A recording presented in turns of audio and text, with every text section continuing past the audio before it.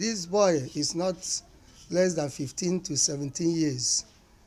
Dịrọ mma ka ọ nọrọ on the street and onye ọ nọ n'aka ya ka ọ ghara ịrụ ọnụ. Ndewonu ụmụnne m ndị Igbo ndị ọma njem ọnụ, ekelekwa m unu. Ebe m si ewetara unu ozi a bụ n'ụlọ ozi ndị sim.ha asịrị FM. Aka m bụkwa nwanne gị nwoke 042 Solex, onye akụkọ ụwa. Ihe onyonyo a ị na-ahụ n'iru ebe a bụ ozi nke anyị nwetara, bụ nke na-egosi nwata nwoke a ị na-ahụ bụ onye na-achọ nne ya na nna ya, ọ na-achọ ezinụlọ ya achọ. Dịka ya bụ nwata nwoke siri wee kwuo, ọ sị na ya bụ onye obodo Abalangwa. Ọ dị ka na ime okpuru ọchịchị Obingwa na steeti Abịa ka ya bụ obodo nọ. O wee na-akọwa na nne na nna ya bi na steeti Imo. Ajụọ ya kedu mpaghara steeti Imo ha bi, ọ sị na ọ bụ na Arọ ndị Izọgụ. Mgbe a jụziri ya kedu ozi ka gị na ije si wee mee, kedu ebe ị gara iji wee mechaa chọwa ezinụlọ gị achọ, ọ sị na ebe ha bi na steeti Imo na o nwere otu nwaanyị ha na-egbutere nri ewu.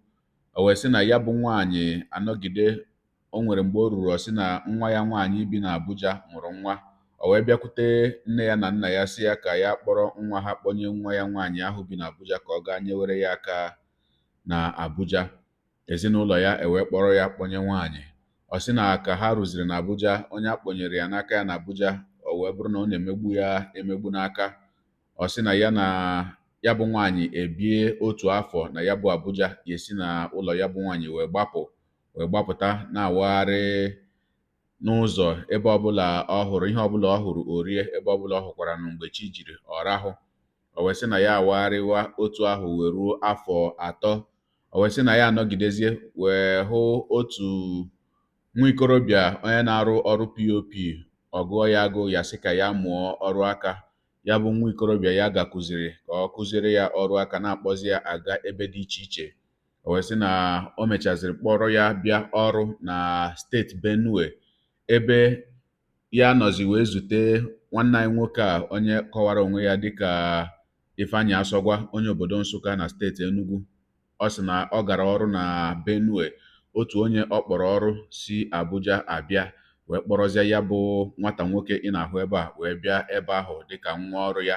Ya wee hụzie ka ya bụ nwata nwoke si wee na-ata ahụhụ n'aka ọga ya ahụ, wee jụwa ya kedu ebe isi, kedu. Nwata nwoke a na-agwa ya lekwa na ya bụ onye Igbo, na ya bụ onye ebe dị otu a, lekwa ka ya na ije si wee mee. Ogologo kwa dị mmanụ ka mgbede. Ya mere buru oche gị kpụdobe nso ma nọrọ ala ka anyị nyụ anya na ya bụ ihe onyonyo ma nụrụ n'olu ya bụ nwata nwoke dịka ọ kọrọ ka ya na ije si wee mee. Ya mere a sịla na Solex si kama lere onyonyo ya, ma tupu anyị etinye anya na ya bụ ihe onyonyo, nwanne m nwoke nwanne m nwaanyị, biko wetụkwara m obere ndidi ka m chetakwara gị maka ọmarịcha akwụkwọ a nke m gosiri gị, bụ akwụkwọ mkpọrọ Uchenna. Ọmarịcha akwụkwọ nke m nọrọ ala ma chebe echiche nke ọma wee depụta ya maka ụmụaka anyị, iji wee nye aka ịkụziri ụmụaka anyị otu esi agụ asụsụ Igbo. Ya bụ akwụkwọ mkpọrọ Uchenna bụ akwụkwọ na-akọ akụkọ maka otu nwata nwoke nwa mgbenyi, onye nke na-enweghị nne ma onweghị nna, onye nke si n'ụkọ bilie bụ ọgaranya site n'ige ntị ndụmọdụ ndị okenye. Ya bụ akwụkwọ bụkwanụ akwụkwọ m dere n'asụsụ abụọ, maka na edere m ya n'asụsụ Igbo ma dekwa ya n'asụsụ Bekee, nke bụ na peeji ọbụla ịsapere ị ga-ahụ ya n'asụsụ Igbo ma hụkwa ya n'asụsụ Bekee. Ga-abụ na nwa gị na-agụ ya n'asụsụ Igbo, onwe ihe ọ na-aghọtaghị, olekwa n'anya ebe edere ya n'asụsụ Bekee ọ ma ghọta ya. Olekwana ihe ị na-eche tupu ịzụọrọ ụmụ gị ya bụ ọmarịcha akwụkwọ. Ọ bụrụ na ị chọrọ ịzụ ya bụ akwụkwọ, lee anya na ngalaba okwu ihe onyonyo a. Aga m etinye link Amazon ebe ahụ, nke ọ ga-abụ ịkpa aka obube gị na Amazon ebe ị ga-anọ wee zụọ ya bụ akwụkwọ. Ịbakwana na Amazon, ọ dị na ụzọ abụọ. Ebe ahụ ị ga-enweta ya na soft copy, ma nwetakwana ya mbụ ebook, ma nwetakwana ya na hard copy nke a kpọrọ paperback, nke a ga-ewetara gị itinye adreesị ebe ibi, dịka ị ga-etinye ụfọdụ akara dị iche iche ịmarala n'ihe m na-ekwu, ma ewetara gị ebe ibi. Mana anyị ka na-agbakwanụ mbọ ka anyị bipụta ya bụ akwụkwọ, maka ọtụtụ ndị mmadụ ndị bi na mba Naịjirịa ajụọla ese ya bụ akwụkwọ. Anyị ka na-agba mbọ ka anyị bipụta ya bụ akwụkwọ ka ọ dị na hard copy na Naịjirịa, nke bụ na ebe ọbụla ị nọ, na mpaghara ọbụla ị nọ, a ga-ekwu ha n'ụgwọ, a ga-ezitere gị ya bụ akwụkwọ. Ngwanụ ka anyị kirie ya bụ ihe onyonyo nke anyị ji ka ya wee bịa taa. Ndị be a, biko, this video anyị ga-achọ ka agbasaa ya ebe niile, n'ihi na nwokorobịa unu na-ele anya na vidio anụnwa o tego si na be ha pụọ. ọ na-achọ nne na nna ya, ọ marazi how to connect the parents, and right now ọ dị very much disturbed, na-achọ otu ya na papa ya na mama ya ga-eji wee mara. Ọ gwara anyị ebe o si bịa na ya bụ onye Abia steeti ma a mụrụ ya n'Imo, and somehow this young man wee nwee connection with him ebe ọ na-arụ ọrụ. Geenụ ntị ka unu nụ otu ha si wee mata onwe ha, maka na anyị na-achọ ụzọ a ga-esi nwetakwa the family of this young man. My brother, thank you. Good afternoon. Good afternoon. Biko ka anyị matụrụ onye bụ na otu gị na nwatakịrị a si mara. Aha m bụ Ifeanyị Asọgwa, abụ m onye Enugu steeti.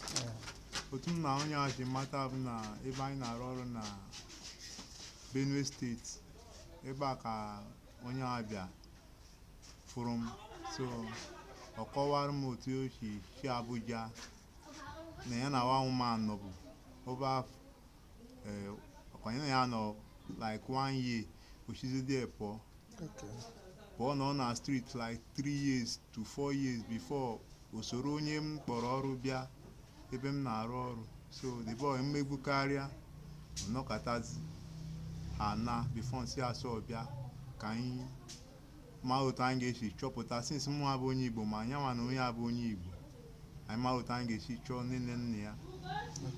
So otu a ka m na ya si mma. God bless you. Chukwu gọzie gị. Nna, gịnị bụ afa gị?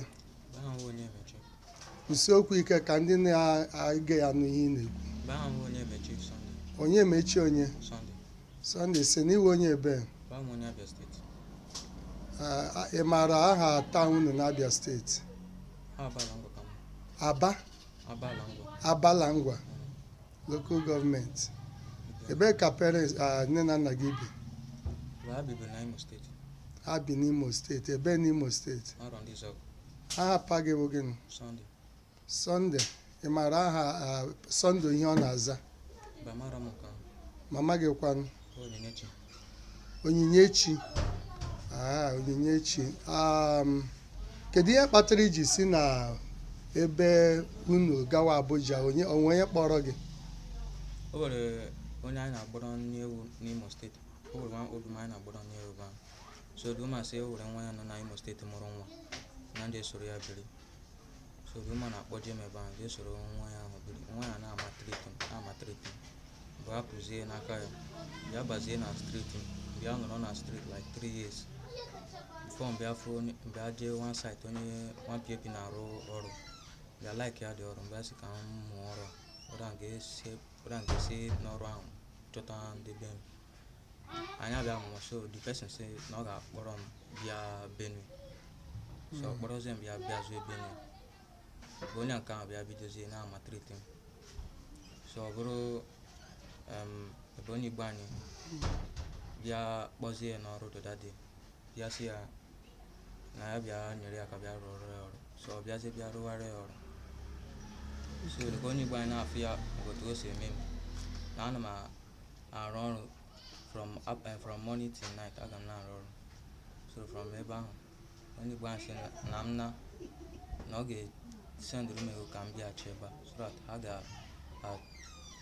ha ga-emechi so ka chọta ebe nne na nna m nọ.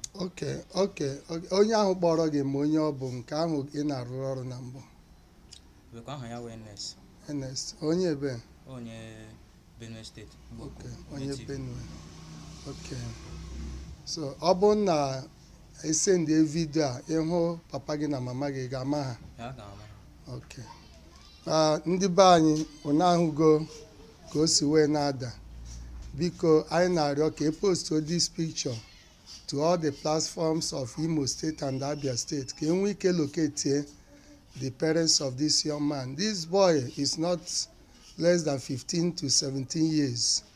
Ọ dịrọ mma ka ọ nọrọ on the street, and onye ọ nọ n'aka ya ka ọ ghara ịrụ ọnụwa necessary risk, because anyị amago ka obodo anyị dị now. Biko anyị na-arịọ ka ọha na eze nye aka ka nwatakịrị achọta ndị mụrụ ya. Mgbe ị na-eme ya, Chineke ga na-agbatakwara gị ọsọ enyemaka na nke gị. Biko nụ ka onye ọbụla nye aka. Thank you very much. ehe ọkụ ikirichala ya bụ ihe onyonyo. Na mbụ ana m asị ya bụ nwanne anyị nwoke onye nke kọwara onwe ya dịka onye steeti Enugu, onye kpọpụtara ya bụ nwa amadi n'aka ndị TV, ana m asị ya daalụ ọlụ. na-asị ka Chineke nna gọzie gị ebe ọ pụrụ iche. Dịka m nọ na-ekiri ya bụ ihe onyonyo, ụfọdụ ajụjụ bịara na-agba m n'uche bụ na abịara m na-asị, kedụkwanụ nwata nwoke akpọnyere mmadụ ka ya na ya biri, o wee bie otu afọ n'aka onye akpọnyere ya, wee gbapụ agbapụ, wee nọọ afọ atọ dịka ọ gbapụrụla. M wee bịa na-ajụ onwe m, ọ pụtara na ezinụlọ dị otu ahụ kpọnyere mmadụ nwa ha otu afọ aga, afọ abụọ, afọ atọ, afọ anọ, ma ha hụbeghị nwa ha, ma ha nụbeghịkwanụ olu nwa ha, ọ pụtara na ha anaghị achọ nwa ha makwa na ajụ ese nwa ha? Ka ọ pụtara na onye akpọnyere nwa akọọlara ha otu akụkọ, ewepụzi uche ebe nwa ha nọ? Ụfọdụ n'ime ajụjụ a bịara na-agbacha m n'uche, sị ka njụkwa ya. Ọzọ dị ka ibe ya wee bụrụkwanụ, gị bụ onye na-akpọnye mmadụ nwa gị. Ekwuola m ya ọtụtụ ugbo si na anyị ma na obodo siri ike, mana otu ọbụla o si wee dị, gị gbaa mbọ ka i jiri aka gị zụọ nwa gị. Mana ọ bụrụkwanụ na ị gaghị azụnwu nwa gị, ọ bụrụ na iwu megidere na ị ga-akpọnye mmadụ nwa gị, ọ ga-adịkwa ezigbo mkpa ka onye ahụ ị na-akpọnye nwa gị, ka gị na ya na-ekwu mgbe ọbụla n'ekwentị, pekata mpe asịgodo ya bụrụ otu ugbo n'ọnwa, gị na ya ekwuo n'ekwentị, ị jụọ ya kedu maka nwa gị nọrọ nso, akpọ nwa gị, ọ bịa, gị na ya ekwuo n'ekwentị. Nke ọ ga-abụ na onwe ihe mere nwa gị, ị mara mgbe ihe mere, mara mgbe ị ga-ebido jụwa ese, mara mgbe ị ga-amalite tiwe mkpu. Ọzọ dịkwa ka ibe ya wee lọchiatakwa azụ na otu okwu ahụ m na-agwawa ndị nne na nna mgbe ọbụla, sị, ị na-amụta ụmụaka, na-akụziri ụmụaka gị ihe gbasara onwe ha.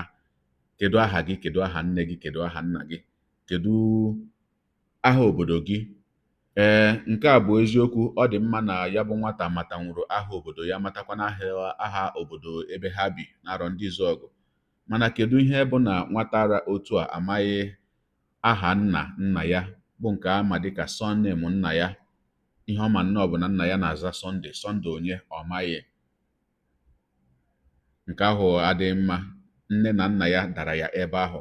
Wee na-asị gị bụ onye na-amụta ụmụaka, gị nwa bụ onye na-azụlite ụmụaka gị. Ịzụlite ụmụaka abụghị sọsọ ịkwụrụ ha ụgwọ akwụkwọ na inye ha nri mgbe agụụ gụrụ ha. O nwere ọtụtụ ihe ị kwesịrị ị na-akụziri ha. Bido mgbe ahụ ha malitere kwuo okwu, ha kwesịrị ịma ihe niile gbasara ha, mara ihe niile, makwanụ imirikiti n'ime ihe gbasara ezinụlọ ha. Ọ dị mma ka njedebegodi ebe a. Gị onye ụwa, onye na-egere akụkọ ụwa m, biko naanị otu ihe ọma m ga-achọ ka ị mere m bụ nyere m aka tụsaa ihe onyonyo a, ka ya bụ ozi rukwuru ezinụlọ ya bụ nwata nwoke, makwanụ rukwuru onye ọbụla mara ezinụlọ nke nwata nwoke a, ka ha kpọtụrụ ya bụ nwanne anyị nwoke na akara ekwentị a nke nọ n'iru ihe onyonyo a ugbu a, ma mara otu ha ga-esi eje akpọlata nwa ha. Daalụkwa gị onye na-eso eburu anyị esonye. Ekelekwa gị onye asị gị jide ka iji, onye asị ya jide ka o ji. Ị mara na nke o ji kacha mma. Ekpere m bụ na Chineke nna ga na-anọnyere gị, ọpụpụ gị na mbata gị, na-etinyere gị aka n'ezi ihe niile nke ị na-eme. Gị ọta bụkwanụ mbụ ị na-ahụ ihe onyonyo anyị, asị gị nnọọ. Onye gị na ya ka nọkwa bụ 042 Solex, onye akụkọ ụwa nyere akwụkwọ efere mba ụwa.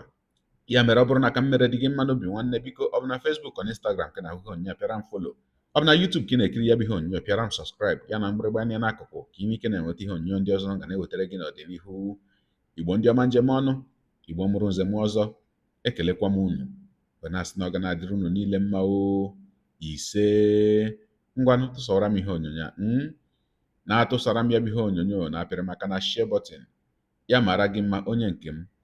Udo dịrị unu.